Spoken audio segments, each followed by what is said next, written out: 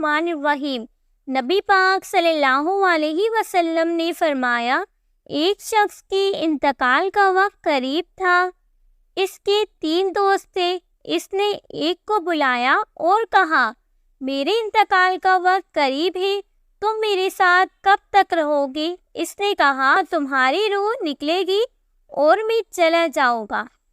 پھر دوسرے دوست کو بلایا کہ تم میرے ساتھ کب تک رہو گی؟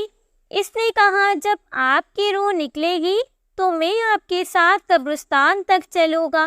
اسی طرح تیسرے دوست کو بلایا اور کہا کہ تم کیا کرو گی میرے مرنے کے بعد؟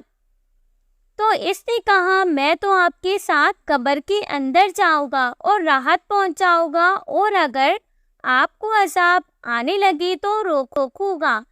پھر آپ صلی اللہ علیہ وسلم نے فرمایا، جانتے ہو یہ 3 دوست کون ہیں؟ آپ صلی اللہ علیہ وسلم نے فرمایا، پہلا وہ دوست جو مرتے ہی تعلق ختم کر دے گا، وہ تمہارا مال ہے۔ دوسرا وہ دوست جو تمہارے ساتھ قبرستان تک جائے گا، وہ تمہارے گھر والے ہوگے۔